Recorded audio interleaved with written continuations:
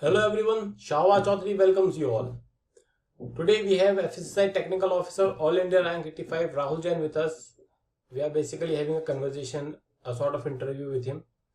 He is a All India Rank 85 selected as a Technical Officer in FSSI. और इस video में आपको वो अपनी स्ट्रेटेजी बताएंगे, अपने बारे में बताएंगे, बुक्स क्या थी, सोर्सेज क्या उन्होंने लिए थे और क्या उनकी स्ट्रेटेजी थी. सो आप इस वीडियो को कंप्लीटली देखें ताकि you will get a good idea about Rahul Jain all India rank 85 strategy and this will be very helpful. ये बहुत ज़्यादा हेल्पफुल रहने वाली है उन एस्पायरेंट्स के लिए जो टेक्निकल ऑफिसर और सेंट्रल फूड सेफ्टी ऑफिसर की प्रिपरेशन कर रहे हैं और उन एस्पायरेंट्स के लिए जो आने वाले एग्जाम जैसे RPSC FSO Rajasthan food safety officer exam है, HPSC FSO Haryana food safety officer exam है, तो उन एस्पायरेंट्स के लिए बहुत ज़्यादा हेल्पफुल रहने वाली है. So do watch this video completely to get a good idea. So, this is my introduction. Shahwa Chaudhary. I have done my BTech in food technology and these are all my credentials and my qualification. So, अब हम start करने जा रहे हैं अपनी पहली interview series with Rahul Jain all India rank 85 technical officer. Let's start. खुद ही को कर बुलंद इतना कि हर तकदीर से पहले खुदा बंदे से खुद पूछे कि बता तेरी रजा क्या है. With this quote, I welcome like my elder brother, my friend Rahul Jain, technical officer FSSI. So Rahul Jain, आप अपने बारे में बताएं. Give your introduction to my audience, to my viewers, to my subscribers, and to all the aspirants who are now aiming for becoming a technical officer in FSSI. Over to you, Rahul Jain. So first of all, thanks Shahwa for inviting me on your channel to deliver my strategy, which I followed and cleared this exam. So this strategy, I hope, will help to the aspirants of technical officer, CFSO, and the FSO. So if I introduce myself, तो मैं ये बताऊँ कि मैंने BTech गुरुजम्बेश्वर university Hisar से किया 2014 में, and after that I cleared GATE exam and took admission in ICT Mumbai and there I did MTech. So उसके करीब 1 साल बाद मैंने कंपनीज में जॉब स्टार्ट की. So it has been around nearly 5 to 6 years that I have been working in different food companies. Yes. Okay. So you are basically an ICT Mumbai pass out. ICT is a very great college, and Yes. so now let's move towards FSSI examinations. You cleared technical officer exam. Now I would like to tell the audience that technical officer exam is a very tough exam to crack because around 34,000 applicants were there and only 100 approx seats were there, and for the general category there were only 42. So the competition was nearly around 300:1 candidate. So जैसे आपने competition को beat down किया, इसमें अंदर top 100 में rank लाने के लिए क्या आपकी टिप्स थी, स्ट्रेटेजी थी? कंप्लीट आप CBT1 और CBT2 के बारे में थोड़ा सा बताएं. जरूर शाहवा, मैं इसके बारे में जरूर आपको बताऊंगा. तो सबसे पहले तो ये कि जैसे कि मैंने 2019 में भी एग्जाम दिया था, बट वो मैं किसी वजह से क्लियर नहीं कर पाया. एक्चुअली मैं कुछ ही नंबरों से पीछे रह गया था. तो अब की बार मुझे ये जरूर पता था कि मेरी गलतियां कहाँ कहाँ पर हुई हैं. So and other thing is that कि मैं क्योंकि साथ साथ जॉब भी कर रहा था, जॉब के साथ साथ मैंने प्रिपरेशन की है, तो मुझे लगा कि मेरे पास जितना भी समय था उसको मुझे अच्छे से यूटिलाइज करना था. सो अक्टूबर 2021 में, सितंबर 2021 में इसकी नोटिफिकेशन आई थी TU and CFSO की. So I started preparing after that. तो उसी के बाद मैंने दोबारा से प्रिपरेशन शुरू की थी. इसके पहले भी मेरे पास कोई नोट्स नहीं थे 2019 में जो एग्जाम हुआ था. तो अभी मैंने एकदम शुरुआत से ही पढ़ना शुरू किया था इसके बारे में. तो ऐसा था कि सबसे पहले मैंने ये देखा कि जो 2019 का पेपर था, एक तो मैंने पहले उसको देखा कि किस तरह के क्वेश्चन पूछे जा रहे हैं, क्योंकि टॉपिक्स तो बहुत सारे मेंशन हैं और बहुत कुछ पूछा जा सकता था, बट जिस तरीके से पूछा गया मुझे वो समझना था. ठीक है. और उसके बाद मैंने ये भी देखा कि सिलेबस क्या है, तो सिलेबस पर भी नजर डाली और जो प्रीवियस ईयर पेपर था, क्योंकि एक ही पेपर था TO और CFSO का, एक ही बार हुआ था, तो मैंने इन दोनों के ऊपर अच्छे से ध्यान दिया और उसमें काफी समय लगाया उसको समझने में. And after that I collected the sources. So different books जो है इनको फिर मैंने अच्छे से देखा. तो इस तरीके से मैंने प्रिपरेशन शुरू की. सो बेसिकली CBT 1 के लिए स्ट्रेटेजी आपकी अलग थी और CBT 2 के लिए स्ट्रेटेजी अलग थी, या फिर एक कॉमन स्ट्रेटेजी आपने फॉलो की थी? CBT 1 में क्योंकि ज़्यादा सिलेबस था, जैसे रीजनिंग, एप्टीट्यूड, जीके या फिर कंप्यूटर अवेयरनेस, इस तरीके के सब्जेक्ट्स भी थे। और क्योंकि वो फर्स्ट लेवल था, स्क्रीनिंग होती है उसमें, तो एक ये एजम्पशन कहीं ना कहीं रहता है कि CBT 2 से तो कहीं ना कहीं ईजी रहेगा पेपर। तो CBT 1 में इस तरीके से प्रिपरेशन की थी कि चीज़ों को पढ़ा जरूर था, हर एक चीज़ को पढ़ा था। जैसे पार्ट ए और पार्ट बी दो चीज़ें रहती हैं। So in the part A, reasoning, aptitude, इन सभी के लिए अच्छे से मैंने प्रिपरेशन की थी। And for the part B, उसमें भी क्योंकि अलग अलग ब्रॉड टॉपिक्स हैं, जैसे फूड टेक्नोलॉजी या food chemistry, food microbiology, instrumentation, तो इनको अलग अलग से मैंने पढ़ा था और जो सभी टॉपिक्स हैं उसको फर्दर ब्रेक डाउन किया था। So this is how I plan for further break down the syllabus of this exam.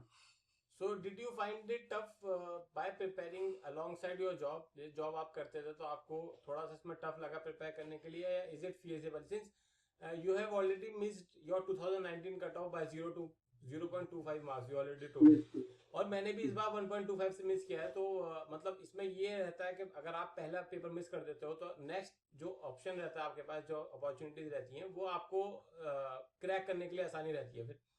तो आपको उससे हेल्प काफी मिली होगी, या फिर अगर कोई एग्जांपल, फॉर एग्जांपल कोई नया स्टूडेंट तैयारी करना चाहता है जॉब के साथ, क्या इसमें फिजिबिलिटी है? डेफिनेटली फिजिबल है, क्योंकि मैंने अपनी जॉब के साथ इस एग्जाम को प्रिपेयर किया था। और जब CBT 1 हुआ था तो मैंने उसी समय करीब करीब एक मतलब मेरी जॉब स्विच की थी। तो जो नई जॉब थी मेरी, जो क्योंकि मार्च में एग्जाम हुआ था, तो I was spending around 13 to 14 hours on the field. अपनी जॉब के दौरान मैं स्पेंड कर रहा था, और ट्रैवलिंग टाइम अलग, ये सभी चीज़ें अलग। तो that was a very hectic period. तो उसमें एक चीज ये थी कि क्योंकि सिलेबस और प्रीवियस ईयर पेपर को मैंने सबसे पहले समझा, एंड आफ्टर दैट ये था कि मुझे ये समझ में आ गया था कि कहाँ से क्या क्या टॉपिक्स किस बुक से प्रिपेयर किए जा सकते हैं। तो सिंपली, हालांकि मुझे उससे पहले कोई बुक का नाम भी नहीं पता था, I simply Google different books for each and every topic. तो उसके बाद मैंने प्रिपरेशन शुरू की। तो ये था कि जैसे अलग अलग जो बुक्स थी उसको मैंने अच्छे से जरूर पढ़ा। काफी सारी बुक्स पढ़ी उसमें, ऐसा नहीं कहूंगा कि मैंने एक या दो बुक से ही सब कुछ प्रिपेयर कर लिया। So even there is no single book which can help you to prepare for the complete exam. पूरे एग्जाम को प्रिपेयर करने के लिए हमें सिर्फ एक बुक से फायदा नहीं हो सकता। तो मैंने हर एक टॉपिक के ऊपर अच्छे से काम किया, उसके ऊपर नोट्स बनाए। यस मोहम्मद। सो बेसिकली एक बहुत बड़ा क्वेश्चन क्रॉप अप होता है स्टूडेंट्स के माइंड में जब वो तैयारी करते हैं। टेस्ट सीरीज का क्वेश्चन आता है कि सर, बहुत क्वेरीज मेरे पास भी आती हैं, आपके पास भी आ रही होंगी कि टेस्ट सीरीज कौन सी अच्छी, कौन सी ज्वाइन हम कर सकते हैं जो हम हमारे लिए अप्रोचेबल हो और बेहतर कंटेंट उसमें आए और पैटर्न उसका एग्जामिनेशन पॉइंट ऑफ व्यू से हो। तो आपने कौन सी टेस्ट सीरीज की थी, आप कौन सी टेस्ट सीरीज रिकमेंड कर सकते हैं आगे एस्पायरेंट्स के लिए? ओके। तो मोहम्मद, उस समय ऐसी कोई टेस्ट सीरीज नहीं थी जब मैंने प्रिपरेशन शुरू की अभी इस एग्जाम के लिए, इसमें मैंने क्लियर किया है। And the Telegram group that is being operated by you, तो मैंने उसी से काफी फायदा लिया, क्योंकि वहां पर बहुत से ऐसे कैंडिडेट्स हैं जो भी इस एग्जाम में सेलेक्ट हुए हैं। तो क्योंकि एक हेल्दी डिस्कशन, एक फ्रूटफुल डिस्कशन वहां पर होता है, तो मुझे लगा कि वहां से काफी फायदा मुझे मिला है। चाहे वो नोटिफिकेशन जो FSSAI द्वारा समय समय पर रिलीज की गई उनके द्वारा हो, या किसी भी फैक्चुअल कंसेप्ट के ऊपर क्लैरिटी हो, तो उसमें काफी मदद मिली है आप ही के ग्रुप से मुझे। एंड यस मोहम्मद, और रही टेस्ट सीरीज की बात, क्योंकि टेस्ट सीरीज उस समय तो कोई नहीं थी, बट अभी मैं देख रहा हूँ कि एक टेस्ट सीरीज है जो मैंने एक दो पेपर उसके अटेम्प्ट किए हैं। So it is by the Futures Officer exam. So I believe that can be a good test series. So basically Rahul Jain is suggesting a test series that is made by Officers Academy. So they are making a good test series, and he's also talking about Telegram group that I have made. There are around 2500 members. Many officers are present in that group. तो आप उसको join कर सकते हैं। Link मैं दोनों का description में आपको प्रोवाइड कर दूंगा। And one more thing, Rahul Jain is also running a YouTube channel helping aspirants to prepare for the GATE examination. तो GATE exam अगर आप तैयार कर रहे हैं, एक्सेल, फूड टेक्नोलॉजी सब्जेक्ट से, तो you can take guidance from him. He is an extremely intelligent GATE qualifier. So आप उसका लिंक भी मैं आपको डिस्क्रिप्शन में प्रोवाइड कर दूंगा, तो आप उसको चैनल को सब्सक्राइब करें और यूट्यूब चैनल को राहुल जैन के ज्वाइन करें. सो या ओवर टू यू. हाँ, तो जैसे कि अभी हम एग्जाम के ऊपर अगर बात करें कि जैसे रीजनिंग या पार्ट ए से रिलेटेड जो कंटेंट है वो मोस्टली कैंडिडेट्स को इजीली अवेल हो जाता है, बट जो बात आती है कि वो फूड से रिलेटेड जो कंटेंट है उसको किस तरीके से प्रिपेयर किया जाए, right. So firstly if we discuss about the food chemistry, तो मैंने जो फूड केमिस्ट्री के लिए स्ट्रेटजी फॉलो की वो ये थी कि सबसे पहले तो मैंने सिलेबस समझा कि उसमें क्या क्या टॉपिक्स दिए गए हैं. सो मैक्रो न्यूट्रिएंट्स, माइक्रो न्यूट्रिएंट्स और भी ऐसे माइक्रो टॉपिक्स दिए गए हैं, तो हर एक टॉपिक को अच्छे से समझा.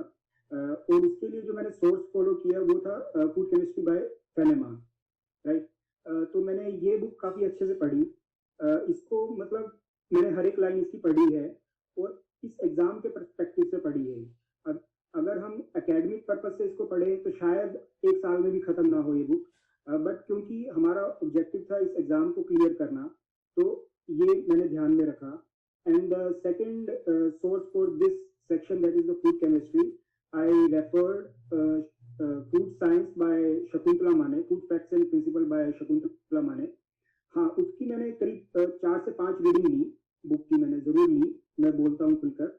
और फिर उसके मैंने नोट्स बनाए एंड नोट्स बनाने के बाद भी मैंने करीब 4 या 5 बार नोट्स को पढ़ा और उसके बाद फिर उसके माइक्रो नोट्स बनाए, ताकि मैं काफी लंबे समय तक उन चीजों को याद रख सकूं, क्योंकि मेरी जॉब के समय मेरे पास इतना समय नहीं था कि मैं चीजों को अच्छे से रिवाइज कर सकूं, बारी बारी में बुक को खोल सकूं. And third source again Meyers की बुक है फूड केमिस्ट्री.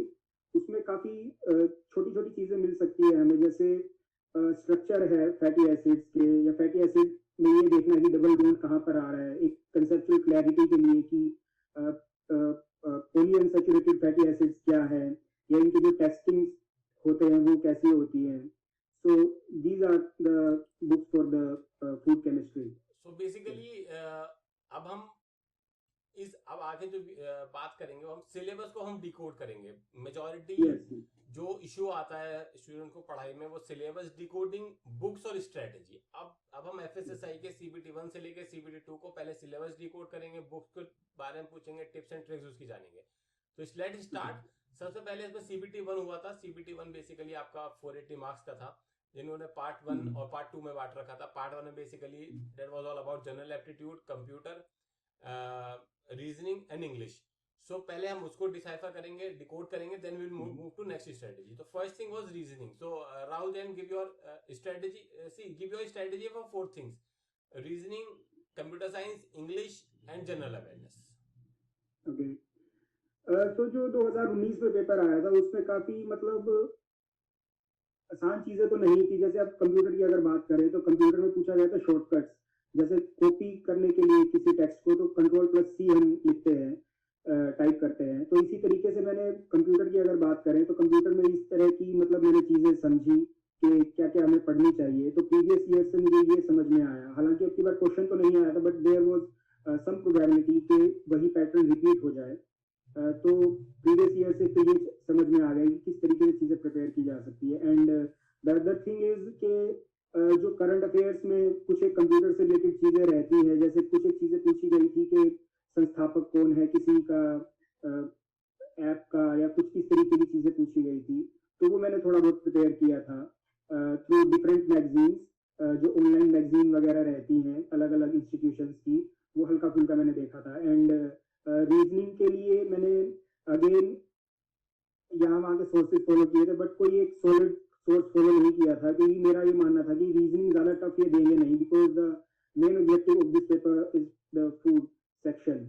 सो एप्टीट्यूड में भी ऐसा ही था, हालांकि एप्टीट्यूड के लिए थोड़ा मैंने प्रिपेयर किया था, बिकॉज एक ये भी पॉसिबिलिटी होती है कि जो लोग इसको इस एग्जाम को दे रहे हैं तो they are also preparing for some other exam, तो उनका एप्टीट्यूड सेक्शन ऑलरेडी स्ट्रॉन्ग होता है. तो जैसे असिस्टेंट के लिए जो लोग प्रिपेयर कर रहे हैं, जो एस्पायरेंट्स प्रिपेयर कर रहे हैं, तो उनका aptitude section is already stronger, तो उनसे भी टक्कर लेनी है इस एग्जाम में, तो एप्टीट्यूड के लिए अलग से प्रिपेयर करना पड़ता है. So again, there is a YouTube channel which is made by Feel Free to Learn. इस तरह का कोई एक चैनल है, Feel Free to Learn. So मैंने वहाँ से उसे प्रिपेयर किया था, क्योंकि मेरे पास कोई ज़्यादा सोर्स था नहीं. And there is another section. Can you English? हाँ, इंग्लिश के लिए कोई ज़्यादा मेरे पास सोर्स था नहीं. एक बुक है, उसका मुझे राइटर एग्जैक्टली अभी पता नहीं है. So it is objective English और काइंड ऑफ दिस. तो इस तरीके की एसपी बख्शी है शायद writer. Okay, got it. Objective English by SP Bakshi. Yes. Yeah. And for the general aptitude, sorry, general awareness, the general knowledge thing, उसके लिए Lucent की बुक काफी अच्छी है, but that can be a lengthy part, क्योंकि इसको पढ़ते वक्त शायद स्टूडेंट जो या एस्पायरेंट जो है वो भटक जाए अपने रास्ते से. तो इसको हो सके तो एकदम लास्ट में प्रिपेयर करिए, या फिर डेली का आधा 1 घंटा आप लगा सकते हैं. मतलब कंप्लीट डे इसके ऊपर लगाना गलत होगा. Let me sum up Rahul Jain strategy for part A. उन्होंने बेसिकली बताया कि आपको पहले सिलेबस पे कमांड होना चाहिए. सिलेबस के बाद आपको प्रीवियस ईयर्स क्वेश्चन पेपर्स की डिकोडिंग आनी चाहिए. आपको उनकी हर क्वेश्चन कैसे पूछा गया, कैसे फ्रेम किया, उसके बारे में पता होना चाहिए. तीसरा, बुक्स के बारे में देखिए. So basically Rahul Jain was discussing about part A. Part A में जो जिस्ट मैं आपको बताया था, जो उन्होंने सारी स्ट्रेटेजी आपको बताई है. बेसिकली रीजनिंग के लिए आपको कुछ नहीं करना. यूट्यूब पे बहुत सारे लेक्चर्स पढ़े हैं, आप कोई भी जाके हर टॉपिक का सिलेबस के हर टॉपिक को पिन पॉइंट करके आप वीडियो देखें वहां पर, तो आपका वो सिलेबस वहां से कंप्लीट हो जाएगा. दूसरा, जनरल एप्टीट्यूड, जनरल अवेयरनेस के लिए आपको कुछ और नहीं करना. ल्यूसेंट अगर आपको करना है तो कर सकते हैं, बट प्रीवियस ईयर्स पेपर्स कर ले.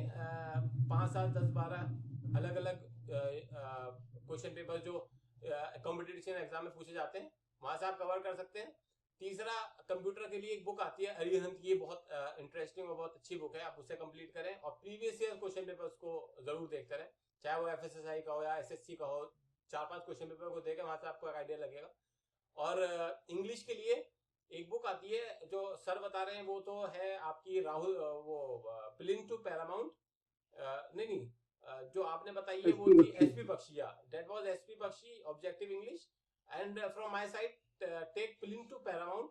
That is a very great book, बहुत मुझे पसंद आती है वो, बहुत मैं एस्पायरेंट्स को रेफर करता हूं, तो आप उसको कर सकते हैं. तो चारों की strategy by Rahul Jain is clear. Now हम मूव करेंगे टुवर्ड्स पार्ट बी, जहां पर FSSI, FSSA act, FSSA regulation, इन सब के बारे में बात करेंगे. Then will move forward to food technology. So Rahul Jain, इसमें हमने कवर कर लिया. तो now we are heading towards next 20 questions that was asked, that was related to FSSAI, its role, initiatives. तो उसके बारे में give some light. तो FSSAI रोल्स एंड इनिशिएटिव्स में जैसा ये था कि FSSAI द्वारा जो इनिशिएटिव्स इंट्रोड्यूस किए गए हैं, तो उनके बारे में सोर्स ये था कि FSSAI की वेबसाइट खुद जो भी FSSAI नोटिसेस इशू करती है, तो उसमें वो बताती है कि उन्होंने क्या क्या नई चीजें इंट्रोड्यूस की हैं. तो वहां से काफी कुछ पता लग जाता है. और जैसे कुछ एक क्वेश्चन रहते हैं कि एफएसएसआई की कितनी एक्रेडिटेड लैब्स हैं या रेफरल लैब्स हैं, तो ये एफएसएसआई के जो नोटिसेस हैं वहीं से ही पता लगेगा कि इनका एग्जैक्ट आंसर क्या लिखा जा सकता है. ठीक है. एंड जो इनिशिएटिव्स है उसका भी अगेन एफएसएसआई की जो नोटिसेस हैं ये, और इसके लिए कोई भी करंट अफेयर मैगजीन आप देख सकते हैं, कोई भी, मैं किसी का नाम नहीं लूंगा यहाँ पर. तो उसमें आप इंडेक्स में भी देखोगे, तो इंडेक्स में पर्टिकुलरली फूड से रिलेटेड आप सर्च कर देना सिर्फ, तो आपको पता लग जाएगा कि एफएसएसआई ने फूड से रिलेटेड क्या क्या इंट्रोड्यूस किया है. ठीक है. तो ये सबसे सही रहता है. सो बेसिकली एफएसएसआई की वेबसाइट आप फॉलो करें, वहां पर आपको इस कंप्लीट कंटेंट, आपको वहां पर नोटिसेस, रेगुलेशन, एक्ट, इनकी इनिशिएटिव सब आपको अवेलेबल मिल जाएगा. इसमें कोई दिक्कत नहीं है. इस सेगमेंट सबसे इजी सेगमेंट है, सबसे स्कोरिंग सेगमेंट है. एफएसएसआई वेबसाइट को पकड़ ले आप. फिर हम जाते हैं एफएसएसआई एक्ट और रेगुलेशन के बारे में बात करेंगे. तो एफएसएसआई एक्ट, जो एफएसएसआई एक्ट कहा जाता है, वो आपने कंप्लीट प्रिपेयर किया होगा, और एफएसएसआई रेगुलेशन आपने कहां से कंप्लीट किया? एक चीज और मैं इसमें इनिशिएटिव में बताना चाहूंगा. जैसे एफएसएसआई ने 2019 में एक क्वेश्चन डाला था, कनेक्ट टू कंज्यूमर, पता नहीं इस तरह का कोई क्वेश्चन था, मुझे एग्जैक्टली अभी याद नहीं है. तो मुझे लगता है कि अगर इस तरह की कोई ऐप इंट्रोड्यूस की जाती है एफएसएसआई द्वारा, तो हो सके तो एक बार डाउनलोड खुद से करके देख लेना, ताकि उसमें पता लग जाए किस तरीके के फंक्शंस एफएसएसआई ने उसमें डाले हैं. क्योंकि अभी एफएसएसआई को ये पता लग गया है कि बच्चे जो एस्पायरेंट्स हैं वो किस तरीके से प्रिपेयर कर रहे हैं, तो मे बी वो एक स्टेप आगे जाकर उसके ऊपर क्वेश्चन बना सके। तो ये चीज मैं उसमें ऐड ऑन करना चाहूंगा। And now coming act and regulations. So regulations और एक्ट की अगर बात करें, तो एक्ट के ऊपर क्वेश्चन 2019 में तो आए थे, मगर अब की बार ज्यादा क्वेश्चंस नहीं आए थे एक्ट के ऊपर। बट एक्ट से हमें ये फायदा हो जाता है कि एफएसएसएआई है क्या, तो एफएसएसएआई काम क्या कर रहा है, ये चेयरपर्सन क्या है, फूड अथॉरिटी अपने आप में क्या है। तो इसलिए एक्ट को जरूर पढ़ें एक बार। और फिर बात आती है कि जो क्वेश्चन पूछे जा रहे हैं वो मेनली रेगुलेशन से पूछे जाते हैं। तो कुछ 15 से 20 रेगुलेशंस हैं अभी तक एफएसएसएआई द्वारा जो इंट्रोड्यूस की गई हैं। तो उसमें भी कुछ एक मेन रेगुलेशंस हैं जिसमें से हर बार क्वेश्चंस आते ही आते हैं, चांसेस बहुत ज्यादा होते हैं। तो उन सभी रेगुलेशंस के आप सबसे पहले कंपेंडियम देखिए कि कंपेंडियम जो है, कंपेंडियम का मतलब ये है कि जो एफएसएसएआई ने जितने भी अमेंडमेंट इंट्रोड्यूस किए हैं रेगुलेशंस में, वो सभी अभी तक अपडेट होते हैं। एक आपको रेगुलेशन दिखेगी, एक आपको कंपेंडियम दिखेगा, तो कंपेंडियम आप डाउनलोड कर लीजिए। तो कंपेंडियम में आपको डिटेल में चीजें मिल जाती हैं। तो उसमें भी जो रेगुलेशंस हैं, जैसे कि फूड एडिटिव से रिलेटेड जो रेगुलेशन है, उसमें से काफी क्वेश्चन आने की संभावना रहती है। और जैसे कि क्वेश्चन सिर्फ एफएसएसएआई में ही नहीं, रादर जो फूड से रिलेटेड दूसरे स्टेट लेवल के जो एग्जाम है उसमें भी पूछे जाते हैं। फॉर एग्जाम्पल आपसे पूछ लिया जाएगा कि टोन्ड मिल्क में फैट कंटेंट मिनिमम कितना होना चाहिए। So this can be a good question. So you can find the answer for this question in the food additives या पर्टिकुलर फूड स्टैंडर्ड्स वाली जो रेगुलेशन है, पर्टिकुलर फूड प्रोडक्ट के regarding regulation दी गई है, तो उसमें आप देख सकते हैं। और फूड फोर्टिफिकेशन से रिलेटेड जैसे अब की बार थैलीसीमिया के ऊपर क्वेश्चन आया था, सो ये रेगुलेशन है। And there are several other regulations. तो आप उन सभी रेगुलेशंस को एक एक बार जरूर देख लेना, अच्छे से पढ़ लेना, और 3 या 4 बार रीडिंग जरूर लेना रेगुलेशंस की, और फिर उसको अंडरलाइन करके आप नोट्स बना सकते हो। So this can be a good way. Okay, so let me give you a gist. इसमें आपको सबसे पहले एफएसएसए एक्ट की पीडीएफ आती है, वेबसाइट पे आपको उनके मिल जाएगी वेबसाइट की। तो उसको 101 सेक्शन है, आप उसको कंप्लीट हर सेक्शन को याद करें, बिकॉज सेक्शन कहीं से पूछा जा सकता है। और एज एन ऑफिसर जब आप फील्ड में जाएंगे तो वहां भी आपको बहुत हेल्पफुल होगा। तो एफएसएसए एक्ट के सारे सेक्शन आपके टिप्स होने चाहिए, उसे आप कंप्लीट करें। और वो उन सेक्शन के बारे में क्या कह रहा है वो आई मीन एक एक लाइन में जो उसमें लिखा होगा आप अपने हिसाब से नोट्स बना के लिख लें कि वो क्या सेक्शन क्या कहना चाह रहा है, तो वो आपका एक्ट हो जाएगा। एफएसआई रेगुलेशन के लिए I think 10 regulations are more than enough के वहां जो बहुत ज्यादा इंपॉर्टेंट है वो हम आपको बता देंगे। उसमें आपके रजिस्ट्रेशन एंड लाइसेंसिंग आता है, मिल्क के बारे में आता है, फूड एडिटिव्स के बारे में आता है। तो ये सब आप अराउंड 10 रेगुलेशन जो बहुत इंपॉर्टेंट है वो पहले उन्हें करें, और करें आप कंपेंडियम से। Rahul sir is also telling this कि कंपेंडियम से बहुत क्वेरीज मेरे पास भी आई थी कि कहाँ से करनी है रेगुलेशंस की, 3-4 वो ऑप्शन होते हैं वहां पर। तो आप कंपेंडियम को खोलें और कंपेंडियम को कंप्लीट पढ़ें, तो ये आपकी बहुत अच्छी स्ट्रेटेजी कंप्लीट करवा देगा। Majority of the syllabus relating to FSI regulation, FSSA act, ये आपका कंप्लीट हो जाएगा। तो अब हम next let move forward towards food technology, जहां पर हमारे 5 डोमेन थे: food microbiology, food chemistry, food processing and technology, food preservation, food packaging and food analysis and testing. तो Rahul sir will be telling you basically कि आपको क्या क्या करना चाहिए, किसके लिए कौन सी बुक है, और क्या एक जिस्ट स्ट्रेटेजी हो सकती है जो बेस्ट स्ट्रेटेजी हो सकती है। Yes please. So the first topic is food chemistry, right? Yes, food chemistry. Okay, तो फूड केमिस्ट्री का एक बार सिलेबस देखना जरूरी है, और जो प्रीवियस ईयर पेपर्स हैं उसको देखना जरूरी है। तो जो अभी न्यू एस्पायरेंट्स हैं इस एग्जाम के लिए, तो उनके पास फायदा ये होगा कि उनके पास 2019 का पेपर भी है और 2020 का पेपर भी है, तो ये फायदा है। तो आप ये करिए कि जो पेपर है सबसे पहले उसको समझिए कि जो फूड केमिस्ट्री से रिलेटेड जो क्वेश्चन पूछे गए हैं उनको अच्छे से एनालाइज करो, वो जरूरी है। क्योंकि फूड केमिस्ट्री में पढ़ने को आप चाहो तो पीएचडी भी कर सकते हो, but you do not require to do the PhD. Rather ये समझना जरूरी है कि एफएसएसएआई पूछ किस हद तक रहा है, किसी टॉपिक को किस हद तक पूछ सकता है एफएसएसएआई, ये जरूरी है समझना। So what I did, I followed food chemistry by FENEMA, that is the first source, and the second source by the Shakuntala Mane, that is the food facts and principle by Shakuntala Mane, and the third source is the food chemistry by Mayers. So ये 3 book मैंने follow की थी। तो food chemistry को अगर आप follow करें तो इस चीज का ध्यान रखें कि आपको एकेडमिक नॉलेज लेना, क्योंकि इसमें ज्यादा डूबकर आपको कुछ हासिल नहीं होगा, सिर्फ आपको पेपर क्लियर करना है, इतना ध्यान में रखना है। एंड शकुंतला माने मैं कहूंगा कि आपको बहुत अच्छे से पढ़नी है, बहुत ही अच्छे से पढ़नी है, वो आपको काफी क्लैरिटी दे देता है। और मैंने करीब 4 से 5 बार उस बुक को पढ़ा पहले, and after that I made notes, और फिर नोट्स को भी करीब 4 से 5 बार पढ़ के मैंने फिर माइक्रो नोट्स बनाए। तो इस तरीके से मैंने शकुंतला माने को बहुत अच्छे से पढ़ा। और मैंने ये इसलिए भी पढ़ा क्योंकि मैंने जो प्रीवियस ईयर पेपर्स थे उनको एनालाइज किया और समझा कि क्वेश्चन कहाँ कहाँ से बन सकते हैं। तो this is the thing. And the third source जो मैंने डिस्कस किया वो था Meyers, food chemistry by Meyers. तो उसमें काफी जो फूड केमिस्ट्री की जो छोटी छोटी चीजें हैं, जैसे structures of the this fatty acids या प्यूफा, या फिर कहाँ कहाँ पर डबल बॉन्ड होते हैं, तो स्ट्रक्चर्स के बारे में आप देख सकते हो। तो ये चीजें आप इन 3 सोर्सेज को फॉलो करके फूड केमिस्ट्री प्रिपेयर कर सकते हैं। या so great strategy by Rahul Jain. अब हम बात करेंगे फूड माइक्रोबायोलॉजी पे। सो फूड माइक्रोबायोलॉजी की चीजें ये है कि अगेन प्रीवियस ईयर से काफी ज्यादा मदद मिली, और जो सिलेबस है वो खुद भी ये बताता है कि आपको प्रिपेयर क्या क्या करना है। क्योंकि हम सभी फूड टेक्नोलॉजिस्ट हैं, या कोई एग्रीकल्चर बैकग्राउंड से है, या कोई डेयरी बैकग्राउंड से है, तो हर कोई माइक्रोबायोलॉजिस्ट नहीं है। और माइक्रोबायोलॉजी अपने आप में एक बहुत बड़ा फील्ड है, डोमेन है। तो हमें अपने आप को लिमिटेड वहीं तक रखना है जहां तक सिलेबस दिया गया है, जो जो चीजें सिलेबस में है। तो इसके लिए जो सबसे मैंने पहला सोर्स फॉलो किया वो था फूड माइक्रोबायोलॉजी बाय बेनवार्ड।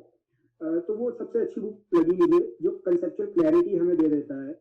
उसमें आपको सोर्सेज ऑफ माइक्रो ऑर्गेनिज्म मिल जाएगा कि क्या क्या सोर्सेज होते हैं किसी माइक्रोब के, या फिर कोई पर्टिकुलर माइक्रोब किस तरीके के एनवायरमेंटल कंडीशंस में ग्रो होता है।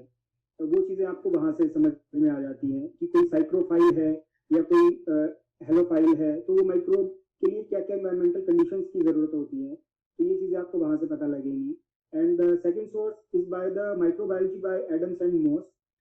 तो उसमें जैसे फूड स्पॉइलेज से रिलेटेड जो कंसेप्ट है, प्रिजर्वेशन से रिलेटेड जो टॉपिक्स हैं, वो वहां से आपको पता लग जाएंगी। या फिर जो फर्मेंटेड फूड्स हैं, वो आपको वहां से समझ आ सकता है।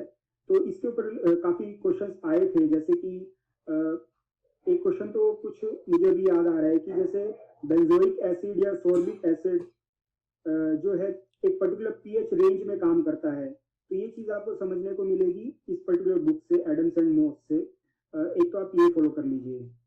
जी जी मोहम्मद। तो फूड माइक्रोबायोलॉजी के लिए you are telling 2 books, Yes. और उनके बारे में आपने डिटेल स्ट्रेटेजी बता दी है। I think Yes. Fraser is also a good book. Yes. हाँ, इसके बारे में भूल गया था। हाँ, फ्रेजर्स के लिए जरूर आप इस बुक को फॉलो करें, क्योंकि जो फूड एनालिस्ट का एग्जाम होता है फर्स्ट लेवल का, जूनियर फूड एनालिस्ट, उसमें क्वेश्चंस मोस्ट प्रोबेबली यहाँ से काफी क्वेश्चंस बन के आते हैं। तो इस बुक को जरूर अच्छे से फॉलो करें, और ये काफी क्लैरिटी दे देता है। बस इस बुक को पढ़ते वक्त ये ध्यान में रखिए कि आपको एग्जाम क्लियर करना है, ना कि माइक्रोबायोलॉजिस्ट बनना है।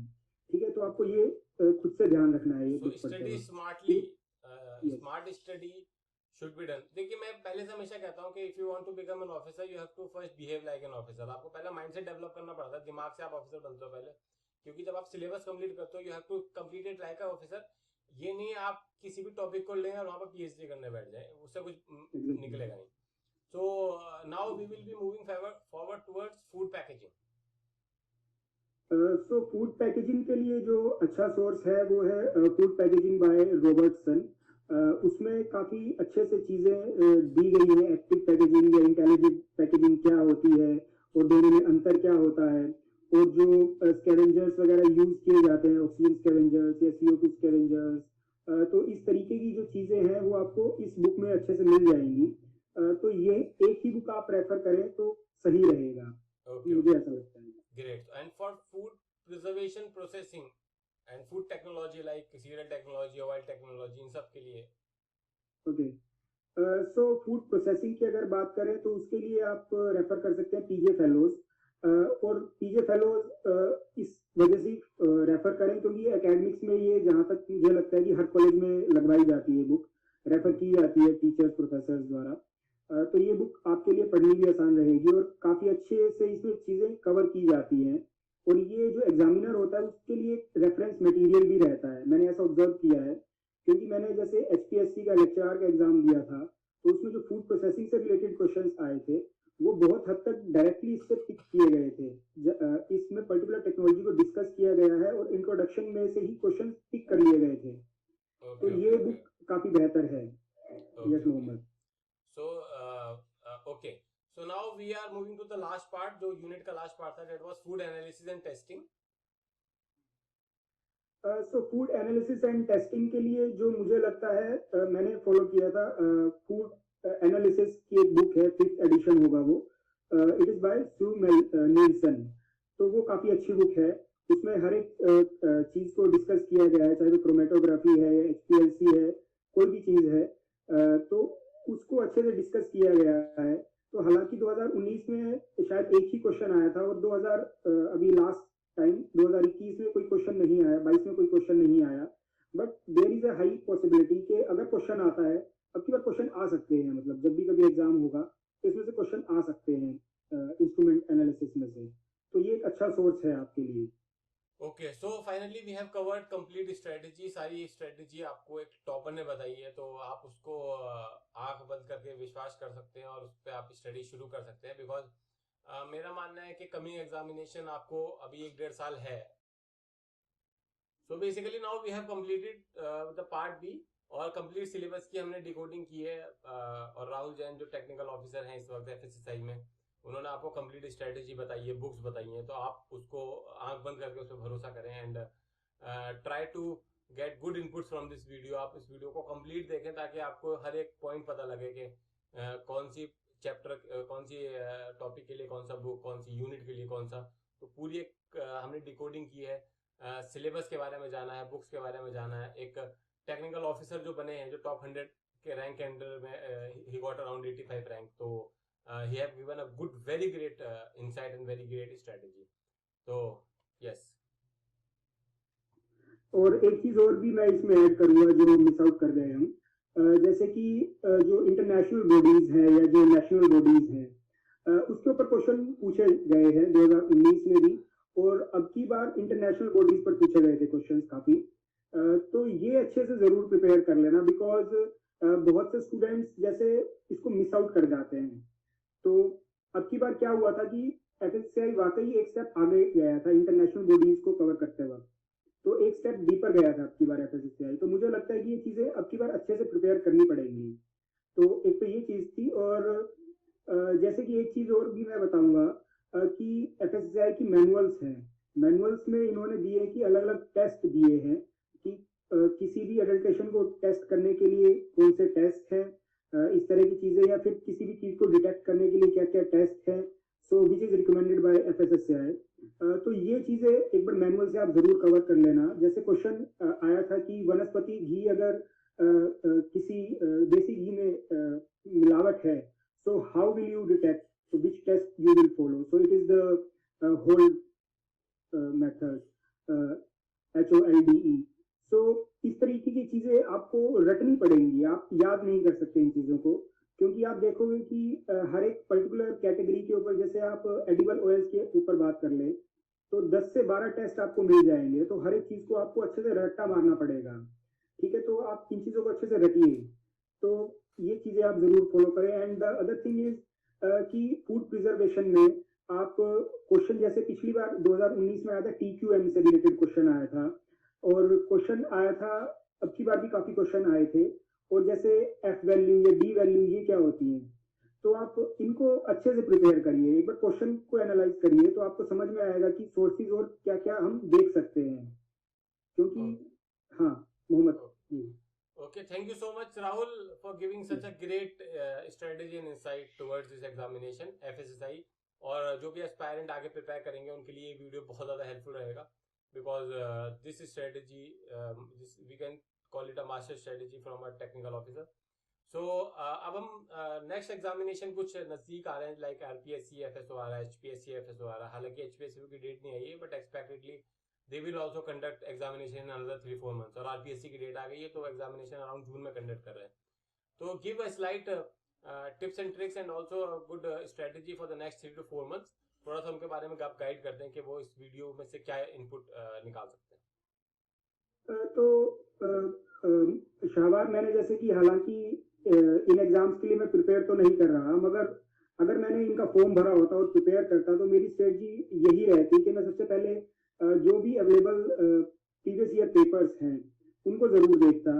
आरपीएससी ने क्योंकि 2019 में पेपर कंडक्ट किया था, तो हालांकि इसका रिजल्ट तो अभी तक नहीं आया है, बट वहां से एग्जामिनर की सोच का पता लग सकता है कि वो क्वेश्चन किस हद तक लेके जा सकता है, एटलीस्ट लेकर जा सकता है।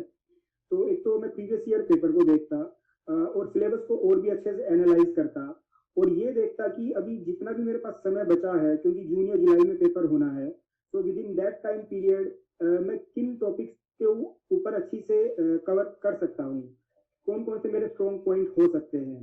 क्योंकि आरपीएससी जैसे पेपर में दो तरीके के कैंडिडेट्स रहेंगे, those who are preparing for some exam related to the Rajasthan, और जो बाहर के अदर स्टेट के कैंडिडेट्स हैं जिनको राजस्थान के बारे में नहीं पता है। तो दोनों में अंतर ये रहेगा कि जिनको राजस्थान का पता है तो वो राजस्थान का अच्छे से प्रिपेयर कर लेंगे, तो वो उनके पास कहीं ना कहीं कॉम्पिटिटिव एज रहेगी।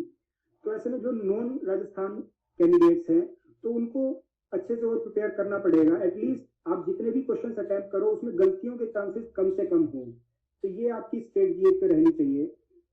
और एचपीएससी की बात करें तो एचपीएससी में जो मैंने देखा है, क्योंकि एक पेपर हुआ था अभी पिछले साल जुलाई में हुआ था, जुलाई 2022 में एचपीएससी लेक्चरर का, तो उनके क्वेश्चंस काफी हद तक एकदम बेसिक क्वेश्चंस रहते हैं, मीनिंग से रिलेटेड काफी क्वेश्चंस उनके आते हैं। तो आप उनके क्वेश्चंस एक बार समझिए, एग्जामिनर का माइंडसेट पता लग जाता है, और ऐसा नहीं होगा कि जो एग्जामिनर ने वो पेपर बनाया तो वही ये भी पेपर बनाए, बट कहीं ना कहीं कुछ ना कुछ आपको समझ में आ जाएगा कि किस हद तक जा सकता है एचपीएससी, और पॉसिबिलिटी है कि एचपीएससी काफी अब की बार काफी अच्छे क्वालिटी के क्वेश्चंस बनाता है, जो मैंने एचपीएससी के और भी पेपर्स देखे हैं। तो इसके लिए अच्छे से प्रिपेयर करना मेरी ये सजेशन है आपके लिए। Okay okay okay. So for the people preparing for RPSC and HPSC, वो इस वीडियो को देखेंगे तो उन्हें पता लगेगा कि आपने क्या टिप्स दिए आगे 3 to 4 months की प्रिपरेशन के लिए। So now let's move forwards towards very important thing, that is motivation. मैं ये हमेशा कहता हूँ कि बनता हुआ ऑफिसर किसी को अच्छा नहीं लगता है, नन लाइक्स दैट, बट बना हुआ ऑफिसर सबको अच्छा लगता है। तो उसके पीछे की क्या होता है कि मोटिवेशन चाहिए होता है। तो आप मोटिवेशन थोड़ा सा स्टूडेंट्स को कि वो कैसे मोटिवेशन ले इस पोस्ट के लिए, प्रिपरेशन जब आप करते हो तो हर दिन आप मोटिवेटेड नहीं रहते हो, तो उसके थोड़ा सा आप कैसे रहे थे मोटिवेटेड, और मोटिवेशन का एक दो तीन आप अपनी तरफ से पॉइंट बताएं। शाहबार ऐसा रहता है कि क्योंकि हम सभी ने मतलब कहीं ना कहीं कंपटीशन में पार्टिसिपेट कहीं ना कहीं किया है और फेल भी हुए अच्छे से, तो मुझे लगता है कि अपने फेलियर से हमें सीखना चाहिए। तो क्योंकि 2019 में मैं बहुत ही मार्जिन से फेल हुआ था, तो अब की बार मुझे पता था कि यार अपने को अच्छे से प्रिपेयर करना पड़ेगा, क्योंकि जो कैंडिडेट्स हैं ऑलरेडी बहुत अच्छे से प्रिपेयर रहते हैं, हम इसको लाइटली नहीं ले सकते इस एग्जाम को, क्योंकि इसमें अलग अलग डोमेन्स के लोग हैं, और जो पेपर सेटर है वो भी ऐसा नहीं कि सिर्फ फूड से रिलेटेड आपके सामने क्वेश्चन रखेगा, वो एग्रीकल्चर से रिलेटेड है, माइक्रोबायोलॉजी से रिलेटेड है। तो आप इनके पास एज एन इंडिविजुअल किसी एक पर्टिकुलर डोमेन में को महारत हासिल नहीं है, आपको सभी तरीके के क्वेश्चन करने हैं, तो आपको एक तरीके से अच्छे से प्रिपेयर होके जाना है इसमें। तो मेरा ये सजेशन है, और मार्जिन से फेल मत हुआ, मेरा ये कहना है, क्योंकि उसके बाद क्या होगा ना कि दुख के अलावा कुछ नहीं रहता है, वो चीजें हमेशा फिर दुखी करती रहेंगी आपको। तो अच्छे से प्रिपेयर करो, अपने आप को पूरा झोंक दो, और या तो अच्छे से फेल हो या फिर अच्छे से पास हो जाओ, इतनी सी बात होती है। Okay okay. सो मोटिवेशन के लिए यही है कि आपको डेली डेली मोटिवेटेड रहना पड़ता है, because this is something like a war. जब आप वॉर में जाते हो आपके पास 50,000 कैंडिडेट्स मिलेंगे, 40,000 फॉर द मियर 100, 150, 120, 40, 15 सीट्स के लिए, तो एक तरह का ये युद्ध ही है।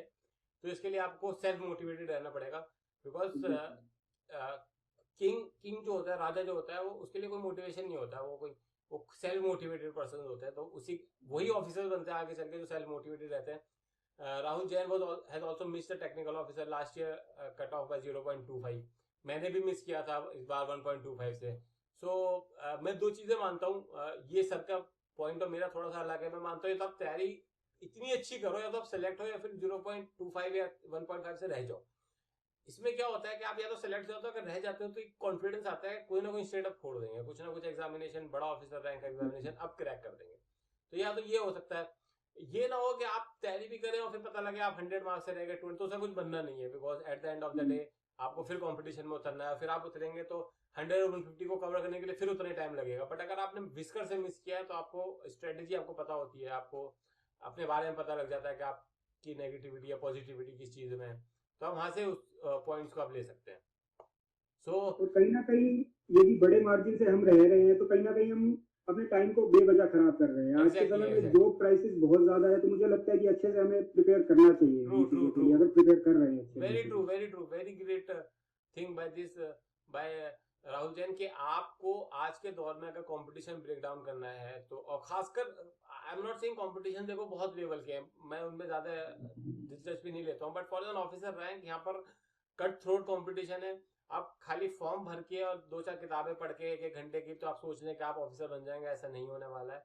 क्योंकि अगर आप एक तो जनरल से हैं तो और आफत है, फिर भी अगर जनरल से भी नहीं है, if you are only competing for any category, आपको उन 100 सीट्स में घुसना है, 150 में घुसना है, तो आपको जी जान लगानी पड़ेगी। 4-5 महीने के लिए आपको दुनिया से कट होना पड़ेगा, देन ओनली ऑफिसर बनेंगे आप।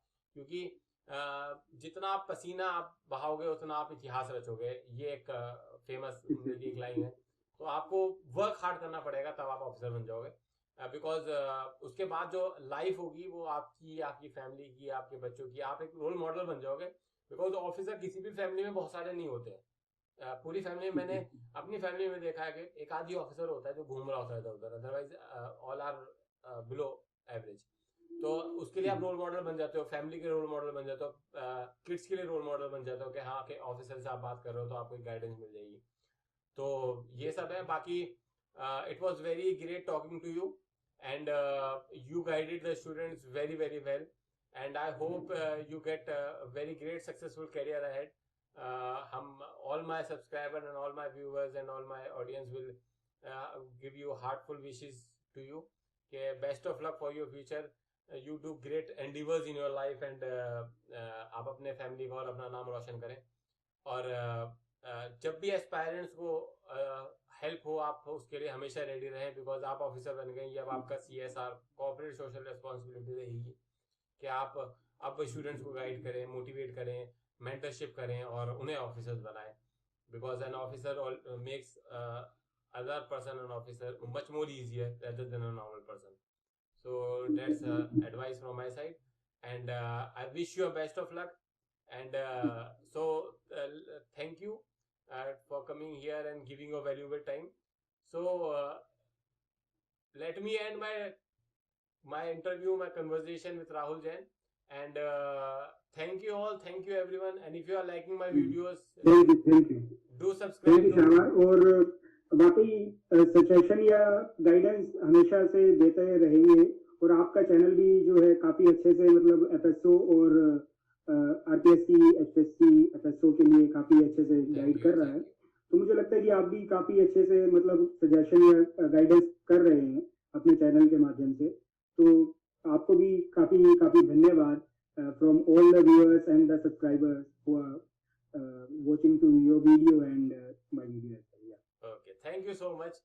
So thank you Rahul Jain for giving such a valuable time. Thank you everyone and do subscribe to this video if you are liking my videos and I will give the link of description of my Telegram channel in the description and also Rahul Jain's YouTube channel. इनका gate का channel है अपना gate preparation कराने के लिए, तो आप वहाँ ज्वाइन कर सकते हैं and for the test series that he is recommending वो आप ज्वाइन कर सकते हैं, वो भी मैं आपको लिंक डिस्क्रिप्शन में दे दूंगा। तो thank you all, thank you everyone, जय हिंद।